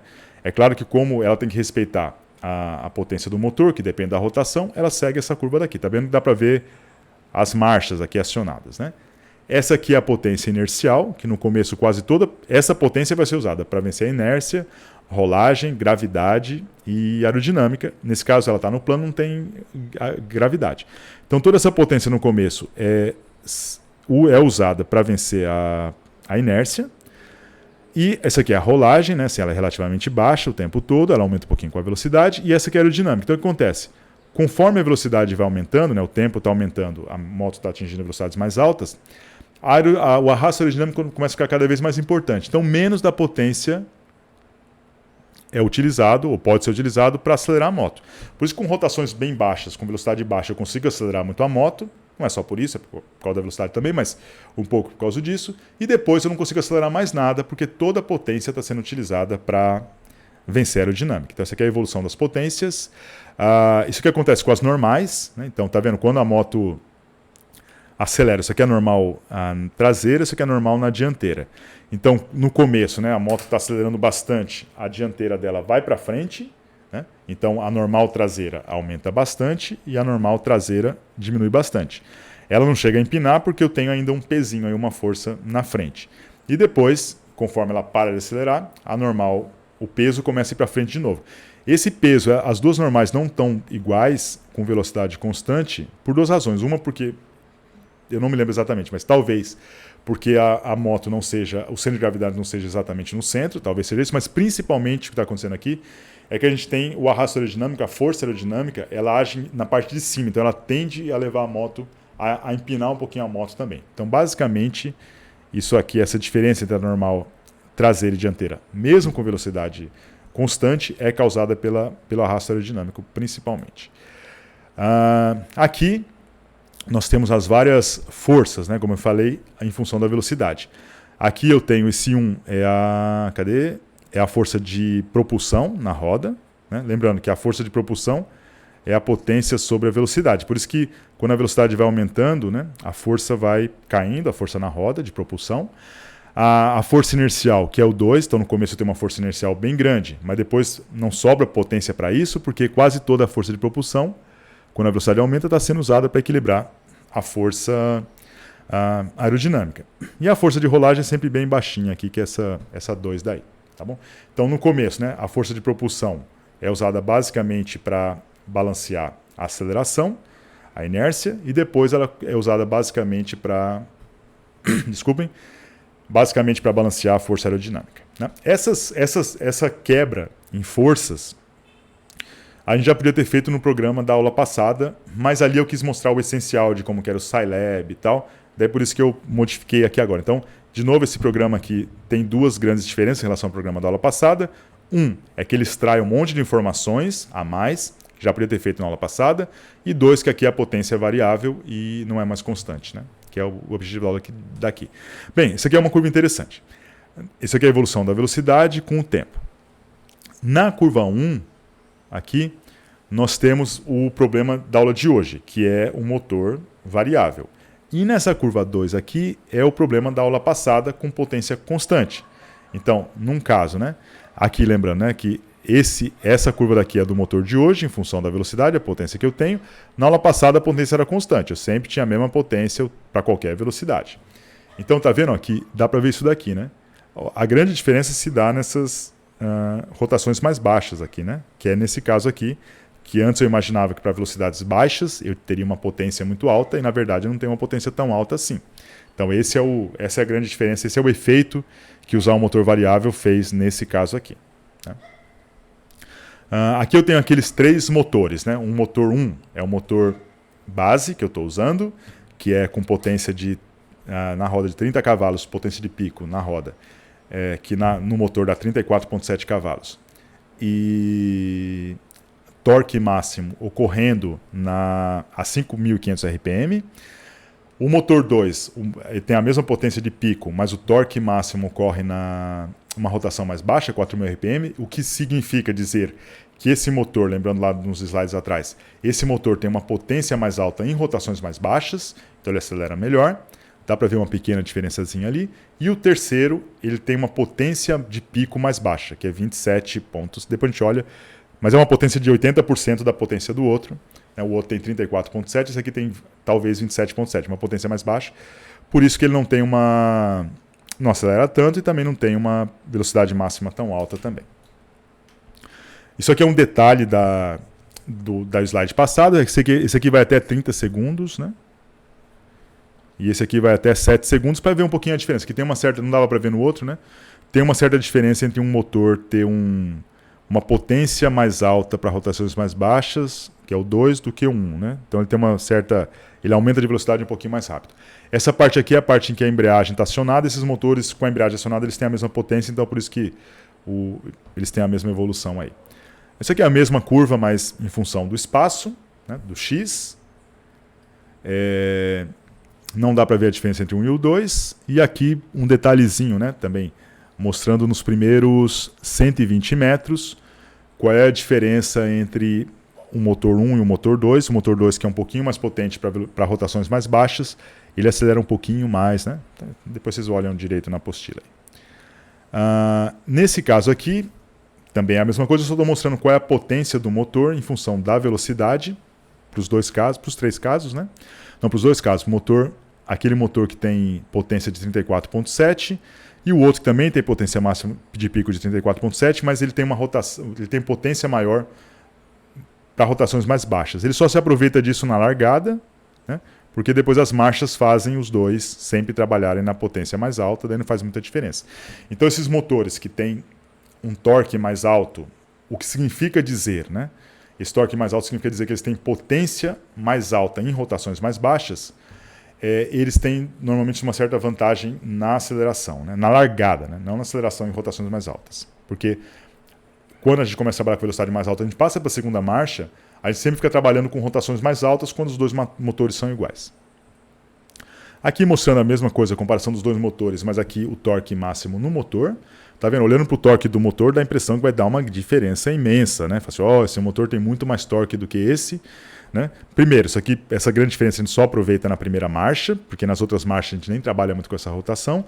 E segundo, quando a gente vai ver a evolução da velocidade mesmo com o espaço ou com o tempo, que é o que importa, não faz tanta diferença assim, a não ser que a pessoa esteja participando de uma competição de largada, né? De arrancada. Isso aqui é a força na roda, né? Lembrando que quando a gente muda de marcha, existe uma relação de transmissão que faz a força ir caindo, né? Porque a potência é mais ou menos constante para rotações mais altas. E a força na roda ela tem a ver com a potência sobre a velocidade, então dessa tendência de cair quando a velocidade aumenta. E aqui os dois motores, né? Aquele motor com torque mais alto para rotações mais baixas e o outro com torque um pouquinho mais baixo para essas rotações mais baixas, a variação na velocidade, na força na roda, mas de novo o impacto na velocidade, a diferença não é tão grande entre 1 e o 2. Embora esse gráfico de força, de torque. Então, se você não tem muita potência no seu motor e tem torque, você pode, ao invés de mostrar o gráfico de verdade, que é de aceleração, ou de velocidades, você mostra esse aqui. A minha moto tem muito mais torque. Pô, que legal. Não serve para muita coisa. Vamos lá. Outra dessa que é interessante. Nesse gráfico, essa nossa moto, esse nosso modelo, ele ainda... A gente vai ver isso depois mais para frente, daqui umas 2 aulas, que é o modelo do piloto. Mas ela não se importa muito se a moto está empinando, perdendo a aderência. Ela vai lá e calcula e ponto final. Só que aqui é interessante, que a gente está vendo aqui o que acontece com essa curva 1, é a força na roda que eu tenho. E essa curva 2 é a normal traseira vezes o coeficiente de atrito, que é o atrito disponível que eu tenho na roda traseira. Então, mesmo que eu queira acelerar muito essa moto, né, a força que eu preciso na roda é maior que a força de atrito. Então, na verdade, se eu tentar acelerar desse jeito que eu estou falando aqui, a moto vai patinar, né? Como nós vimos na aula, há 2 aulas atrás, quando eu acelero demais, pode acontecer 2 coisas. Ou a roda traseira pode patinar, ou a roda dianteira pode empinar. Isso aqui depende muito do coeficiente de atrito. Nesse caso daqui, para coeficiente de atrito 0,8, a moto não está empinando, né? Eu tenho uma normalzinha aqui ainda, né? Se essa normal fosse negativa, significaria que ela estaria empinando. Mas essa moto está perdendo aderência, né? Aqui. A força que eu preciso na roda para acelerar tanto, como eu estou mostrando ali, é maior que o atrito que eu tenho disponível, para coeficiente de atrito 0,8. Essa daqui é para aquela moto que tem um torque maior, para rotações mais baixas, né? Que significa ter potência mais alta para rotações mais baixas. Piora a situação aqui ainda, né? Se eu tenho... eu estou mais distante ainda da força que eu preciso. Aqui a força normal ela não empina ainda, né? Mas já está mais próximo do zero. Mas essa moto aqui, a força que eu preciso na roda é bem maior do que a força de atrito que eu tenho disponível. Então, de novo, não adianta muito ter esse... Primeiro, não adianta muito ter esse torque tão mais alto aqui. Primeiro, porque não faz muita diferença na velocidade, como eu disse, na aceleração real. E segundo, porque eu não tenho atrito disponível para isso, né? O que importa, se eu quiser, de novo, né, voltando para as aulas passadas, se eu quiser acelerar mesmo a moto, eu tenho que ter mais potência no motor, ou principalmente eu tenho que ter uma massa muito baixa. Quanto mais inteligente for a moto, mais leve ela for, mais ela vai acelerar. Isso que é mais importante. Maior potência e menor massa. Esse é a importância, são os dois fatores principais para aceleração, né? Segundo é porque, assim, segundo, se eu quiser uma velocidade muito alta, eu tenho que ter ou potência alta ou uma aerodinâmica, um arrasto aerodinâmico mais baixo. Então, se eu quiser potência mais alta no motor, faz o quê? A moto acelera mais, né? E ela tem uma maior velocidade máxima. Eu posso ter o mesmo efeito fazendo outra coisa. Diminuindo a massa da moto, ela acelera mais, e diminuindo o arrasto aerodinâmico, ela corre mais, ela tem uma velocidade mais alta. Então eu posso fazer as duas coisas. O torque, ele não é tão importante. Eu não vou mostrar aqui nessa apostila, mas eu posso mostrar em outras apostilas, mas eu tenho um vídeo que eu explico isso, porque na realidade o que faz acelerar a moto é, como eu disse, a potência ou o torque na roda, e não o torque no motor. E o que faz, o maior, pelas relações de transmissão, o maior torque na roda não acontece com o maior torque no motor, ele acontece com a maior potência no motor. Então é claro, né, o torque é importante na roda, não no motor, mas para ter um alto torque na roda eu preciso ter grande potência no motor. Então esse fetiche que a gente tem pelo torque é um pouco desfundado. É claro, sem fundamento. É claro que ele é um pouco importante, o torque do motor, para largadas, mas não é tão importante quanto a aceleração, porque você muda para segundo, o que importa é potência e por aí vai. E mesmo assim a gente consegue melhorar a largada mudando a relação de transmissão, não necessariamente o torque. Então, em geral, o torque ele acaba confundindo, comparar uma moto com outra pelo torque do motor, não necessariamente significa alguma coisa. Em geral, quem fala muito de torque é porque não tem, ou porque a moto é muito vagabunda, muito pesada, com arrasto aerodinâmico muito baixo, ou porque o motor não tem potência, daí a única coisa que sobra é um torque. Fala assim, vamos ver um número grande que eu tenho aqui, torque. De novo, não necessariamente serve para muita coisa o torque no motor, né? De novo, o torque na roda sim, só que o torque na roda ele é função da potência do motor e não do torque no motor, por causa da relação de transmissão. Bem, depois vocês podem ver essa outra aula que eu tenho gravada aí. Bem, estou de volta aqui, o sistema caiu, eu tive que começar a gravar de novo, mas vamos lá, vamos continuar. Nesse estudo daqui, nós temos então essas duas curvas aqui de baixo, a 3 e a 4, são as curvas das potências de resistência, né, aerodinâmica, rolagem, gravitacional e tal. Só que nessa curva 3 aqui, é a curva que a gente está trabalhando até agora, que é... deixa eu apagar o rabisco. Que é para uma inclinação de 0 grau da pista. E essa outra curva daqui é para uma curva, um declive, né, uma descida de 4 graus. Então, nesse caso 4, a potência resistiva é menor porque a gravidade está ajudando que a gente está na descida. E essas duas motos aqui, a Moto 1 é a nossa moto convencional, e na Moto 2 eu mudei a relação de transmissão da moto. Então, o que eu fiz? Eu consegui fazer para a mesma velocidade, ela trabalhar com uma rotação um pouquinho mais alta do que ela trabalhava antes. Como vantagem, eu tenho nessa curva 2 aqui, ela fica parecida com aquela moto que tinha um torque mais alto, né? Então eu consigo acelerar mais rápido, tá aqui, vou ter mais potência para velocidades mais baixas e consequentemente vou ter uma aceleração maior. Só que por outro lado, eu pago um preço por isso, que é diminuir a rotação na quinta marcha, porque ela chega numa rotação mais alta, mais rápida. Então ela chega numa rotação de ponta, de pico, na quinta marcha, a 9.000 RPM, numa velocidade mais baixa, 140 por hora. E a outra chegava a 160 por hora. Parecia meio besteira a outra moto ter sido projetada para andar 160 por hora, porque ela... Como se diz? Porque ela não podia passar dessa velocidade aqui, né? Porque nessa velocidade aqui, a potência da moto, do motor de propulsão, ficava igual à potência da resistiva. E daí ela não podia acelerar mais do que isso. Mas daí, se eu for para uma descida, se essa potência máxima da moto fosse aqui, ela não consegue continuar, porque o motor corta na 9.000 RPM, ela para. Então ela não correria mais do que isso na descida. A outra continua.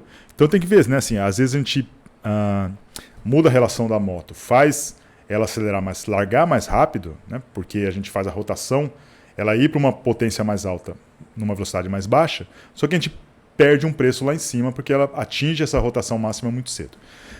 Isso, né, para ver que depende muito do que eu quero, se eu quero largar mais, se eu quero uma velocidade mais alta, né? Por exemplo, para que eu ia querer andar 160 por hora, né? Primeiro, a não ser que eu esteja numa competição onde isso é permitido, não é nem permitido, né? E então, às vezes eu posso querer uma moto que acelera mais rápido no sinal. Depende muito assim, mas falando sério agora, né? Claro que isso aqui é meio...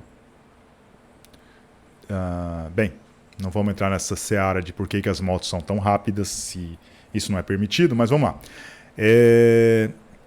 Eu posso, por exemplo, digamos que eu esteja numa cidade, porque isso valeria para motos menos potentes, que a velocidade máxima estaria dentro da lei.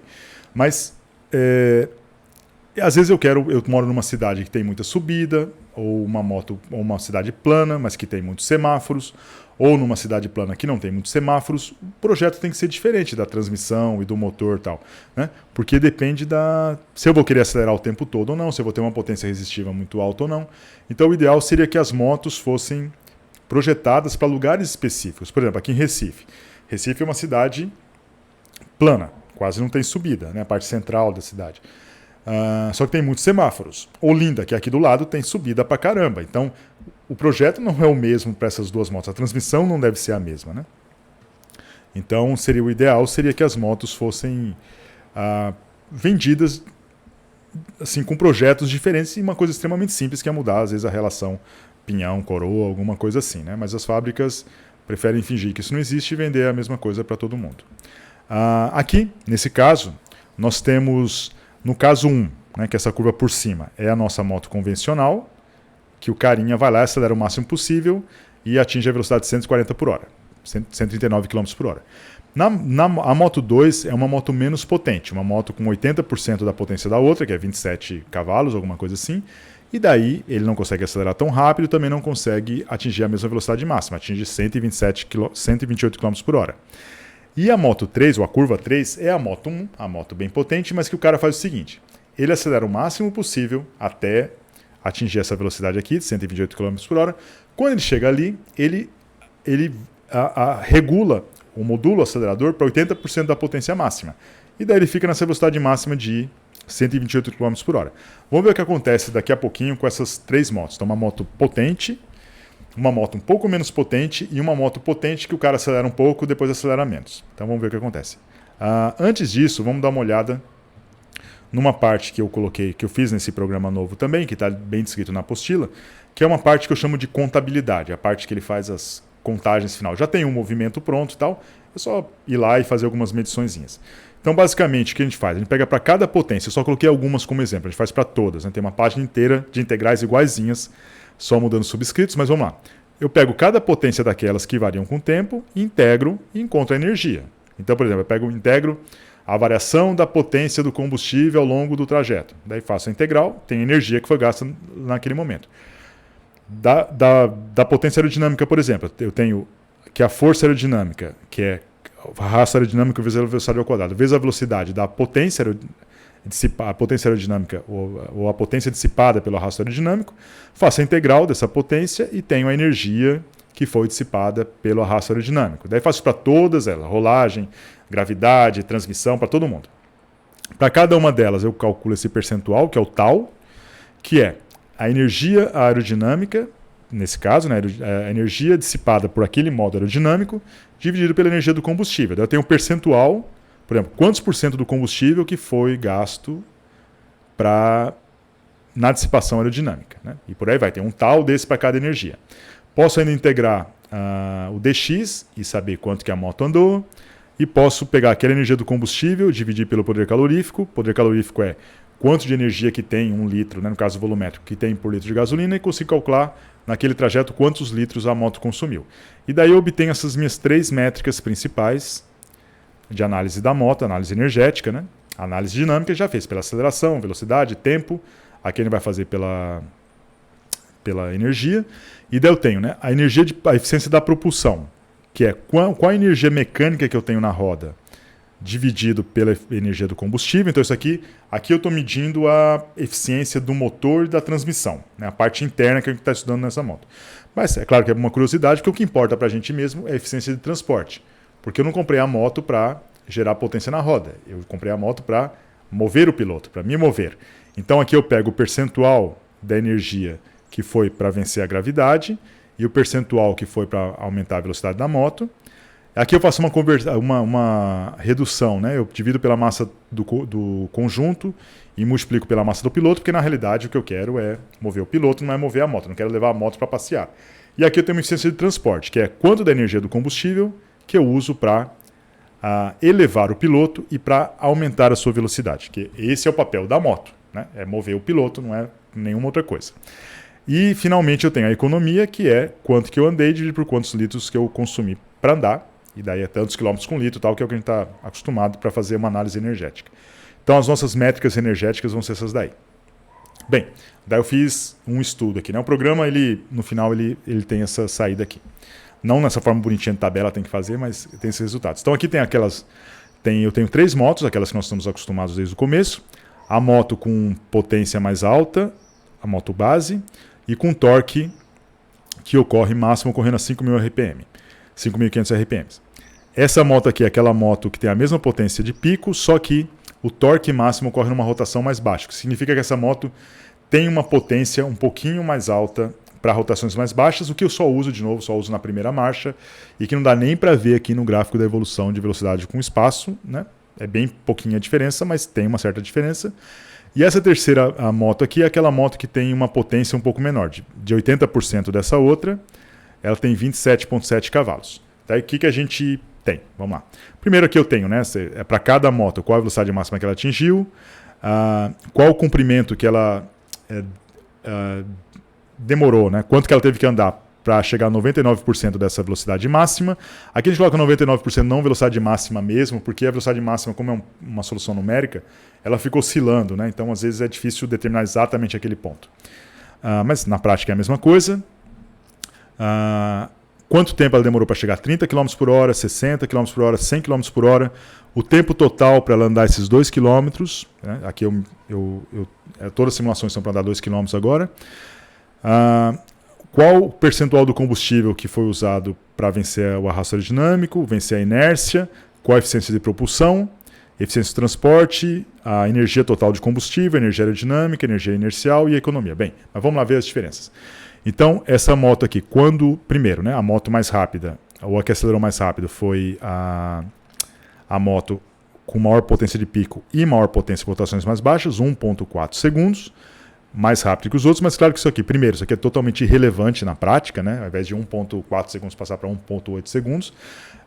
E também, assim, a largada, ela depende de muitas outras coisas, como o transiente do motor, a suspensão, o atrito, a habilidade do piloto, a técnica do piloto. Então, é claro que o nosso modelo não é tão preciso para pegar coisas tão instantâneas assim, né? Mas, mesmo assim, não faz muita diferença, né? A não ser numa competição, tal, que não é o nosso caso. Mas certamente essa moto aqui é a moto que acelera mais rápido, né? E ela mantém essa diferença aqui até o final, mas muito pouquinho. E certamente a moto menos potente é a moto que demora mais, porque ela acelerou menos e a velocidade máxima dela é menor também. As três têm uma eficiência de transporte muito parecida, né? Então não fez muita diferença. Interessante, né, que a energia aerodinâmica da terceira, que anda mais lenta, né, ela é menor, obviamente, né, a gente anda mais devagar, a força, o arrasto aerodinâmico é menor, a energia gasta com a dissipação aerodinâmica é menor também, né, e ela gasta menos combustível, né. A proporção interessante é muito parecida, né, a proporção da arrasto da energia aerodinâmica em relação à energia do combustível. Bem, daí o que importa para a gente aqui agora é, nesse caso, o consumo. As motos mais rápidas, mais potentes, fazem 14 km com litro, e essa moto um pouquinho menos potente fez 17 km com litro. Depois nós colocamos mais duas motos. Essas duas motos daqui, elas têm velocidade constante. Elas, ao invés de começar com zero, né? Essa aqui foi de 0 a 139, essa aqui de 0 a 128 km por hora. Essa aqui ela já começa com a velocidade máxima, essa aqui também com a velocidade máxima. Então, aqui a gente está interessado em saber só o que acontece com o cruzeiro. Certamente essa moto que é mais rápida, ela precisa de menos tempo para chegar no final. Mas o que eu queria mostrar aqui é isso aqui, né? Primeiro, o gasto energético inercial dos dois é 0, né? E a grande diferença que tem entre essas duas aqui é de arrasto aerodinâmico, né? Que é 0,88 megajoules no caso e 1,05. Isso que faz com que essa moto daqui faça 18 km com litro, andando mais devagar, do que essa 15 km com litro. Então, a moto mais lenta, ela tem um menor arrasto aerodinâmico. Uma coisa interessante aqui é isso aqui, ó.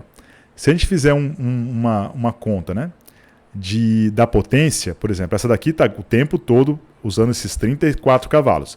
E essa aqui, 27 cavalos. A relação entre esses dois aqui, essas duas potências, é 1,25, que é o inverso de 0,8, de 80%, que foi o que eu usei para diminuir essa potência aqui, né?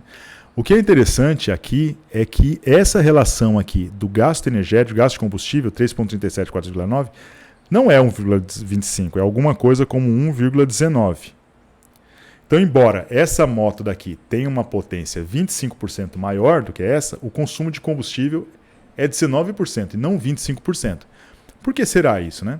Isso aqui é interessante, porque a moto, para andar os 2 km, a moto mais potente ficou menos tempo, ela ficou 51 segundos com essa potência máxima, enquanto a outra ficou, claro, com uma potência mais baixa, de 80%, mas ficou mais tempo, 56%. Então isso aqui acaba reduzindo um pouquinho essa relação aqui, né? A moto mais potente, ela é mais potente por menos tempo. É claro que ela vai consumir mais, mas não tanto quanto a relação de potência entre elas, que é uma coisa interessante. Depois, a gente comparou aquelas motos que eu mostrei para vocês ali no final, que foram essa moto 6 aqui. É uma moto que o cara ele fica o tempo todo usando 80% da potência. E essa moto daqui, a moto 7, ele vai com a potência máxima até atingir a velocidade de 128 km por hora e depois ele mantém essa velocidade. Um detalhe aqui. Essas duas motos não são exatamente iguais, essa moto 6 e a moto 3, porque essa moto daqui, o motor dela, a potência de pico é 27,7. Essa daqui é 34,7 e eu uso 80%. Essa potência é a mesma, 0,8 isso aqui dá isso daqui. Só que a curva de eficiência não fica exatamente igual, então elas não têm exatamente a mesma eficiência do motor, por isso que os valores são um pouquinho diferentes aqui. Bem, mas eu quero comparar essa com essa daqui. Então, vamos lá. Basicamente, qual é a vantagem, ou qual é a diferença entre acelerar mais rápido, né, ou demorar um pouquinho mais para acelerar, para atingir a mesma velocidade máxima? Aqui a gente acelera mais rápido, né? A gente sai no semáforo mais rápido. Ela faz, tá aqui, 16 km com litro e a outra fez 16,3 km com litro. É claro que essas questões aqui dependem muito da velocidade máxima, depende muito de quanto que eu ando em cruzeiro depois em relação a quanto que eu usei para acelerar. Bem, mudam muito esses valores, mas a gente sabe disso, né? A gente sabe que se a gente acelerar muito na saída, a gente aumenta o consumo da moto, que a gente não deve fazer isso e tal. Mas o que é interessante, né, é que eu sempre pensei que a gente consumia mais, porque a gente acelerava mais, porque a gente dava mais potência, usava uma potência maior do motor. Só que quando eu fui fazer as contas, né, eu fui ver assim, quanto que é gasto com a parte inercial, nos dois casos, né? 0,16 megajoule. Daí eu falei assim, é verdade, não importa muito qual a potência que eu estou usando, porque na realidade a energia cinética das duas motos, o aumento da energia cinética das duas motos, já que elas partem da mesma velocidade, vão para a mesma velocidade, é a mesma. Então, assim, não importa muito. Vai acontecer parecido com o outro caso. Eu usei uma potência maior, mas durante menos tempo. Então, o consumo energético não é o mesmo. O que faz a diferença mesmo do consumo dessas duas motos, quem está fazendo essa diferença aqui, é isso daqui, ó, né? Porque o gasto de combustível, um é 3,81, outro 3,87. A grande diferença está aqui, ó. no consumo aerodinâmico. Então, essa moto que acelera mais rápido, ela está consumindo mais, nesse exemplo aqui, não porque a gente está acelerando mais, mas porque como a gente acelera mais, ela fica mais tempo em cruzeiro. Ela fica mais tempo depois consumindo uma potência do arrasto aerodinâmico maior. Então, não é bem a aceleração que está fazendo ela consumir mais. Quem está fazendo ela consumir mais é ela ficar mais tempo, mais rápido depois durante o cruzeiro. Isso eu fiquei bastante surpreso quando eu vi esse resultado. É claro que a gente não pode chegar a nenhuma conclusão ainda final, porque essas duas motos aqui, elas têm uma eficiência do motor muito parecidas, né? O exemplo que eu usei aqui, a eficiência do motor não varia muito com a rotação e com o alfa, então isso pode estar fazendo diferença também. Provavelmente o motor também é importante, né? Usar uma potência mais alta, no caso da aceleração maior, faz a moto ter um rendimento menor e daí também isso faz ter um consumo maior. Só que a gente não está conseguindo registrar isso aqui. Mas é interessante que eu só olhava para isso antigamente, eu só olhava para o motor mais potente, achava que isso que fazia consumir mais e não olhava muito para o cruzeiro. O fato da moto depois ficar mais tempo numa velocidade mais alta é importante também. Isso a gente vai ver na próxima aula. A gente vai fazer um motor um pouco mais realista, que varia mais o seu rendimento, sua eficiência em função da rotação e vai ver que diferença que isso faz, né? A gente pode até fazer duas coisas. A gente pode fazer uma moto que não fique em cruzeiro depois, né? A gente pode simular essas duas coisas. Vamos deixar essa ideia aqui.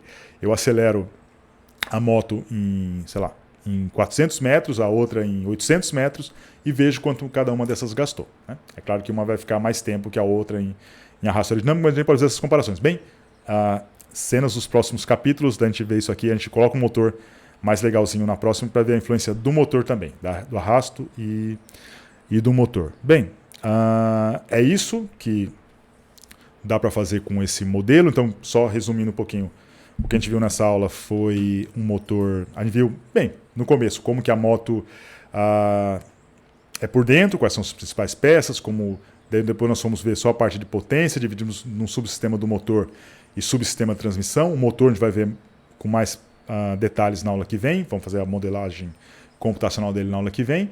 E olhamos muito para a transmissão.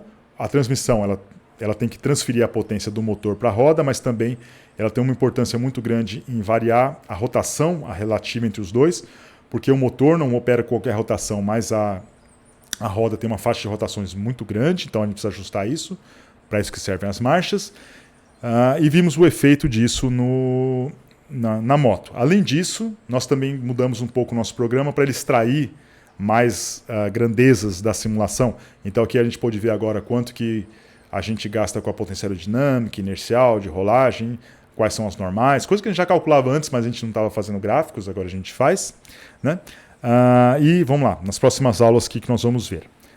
De novo, né, na aula que vem nós vamos olhar principalmente para dentro do motor especificamente, olhar a riqueza de combustível, se eu tenho mais combustível, menos combustível, que efeitos que você tem, se é gasolina ou álcool, que influência que tem a rotação do motor, o tamanho dele, por aí vai, tem coisas bem específicas do motor, né? Daí a gente vai poder entrar aqui e voltar para essa simulação, né?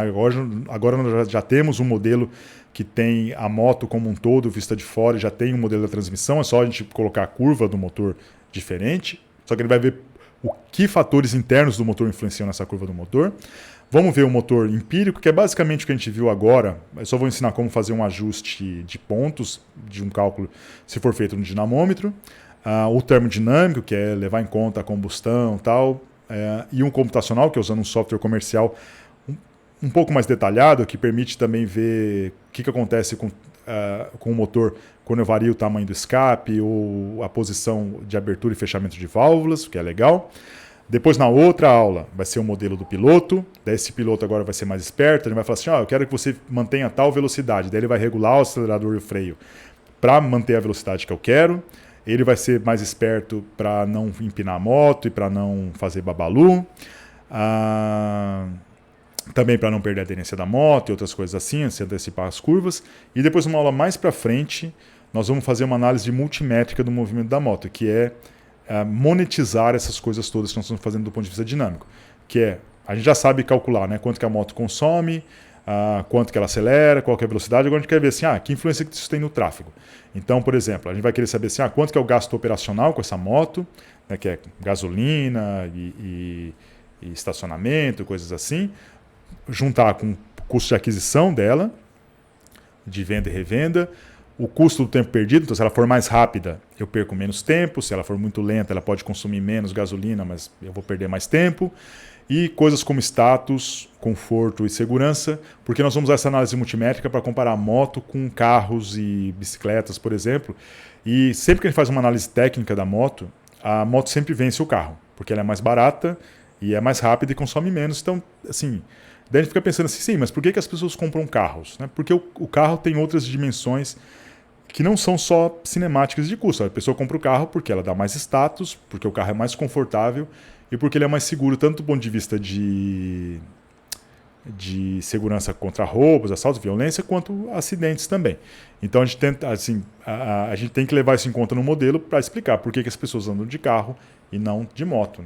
Né? Que não é, de novo, por razões técnicas e financeiras, as motos são melhores que os carros, mas tem esses outros fatores também que são importantes. Bem, essa foi a nossa aula, então, só resumindo um pouquinho, a gente já vem de uma sequência de aulas. Uma aula de visão geral da motocicleta, que a gente viu outros aspectos como a questão social, cultural, política das motos, histórica, econômica. Depois nós olhamos as motos por fora, fizemos um balanço de forças aerodinâmicas, de rolagem e tal, e fizemos um balanço de forças. Depois, na outra aula, nós aprendemos como calcular essas forças para prever o movimento. Então foi uma aula bem matemática e bem computacional. Nessa aula nós continuamos um pouquinho mais, mas olhamos para dentro da moto para ver como é que a curva de potência do motor ela se propaga para fazer a moto andar de um jeito ou de outro. Daí, só resumindo o que eu acabei de falar agora, na próxima aula nós vamos olhar para dentro do motor para ver de onde que essa curva do motor vem, e depois vamos pegar essas motos e comparar com carros e com bicicletas e ver quanto que vale a pena, quanto que não vale, tal, coisas assim. Bem, aqui é o Fábio Magnani, do Equilíbrio em Duas Rodas. Até a próxima. Tchau!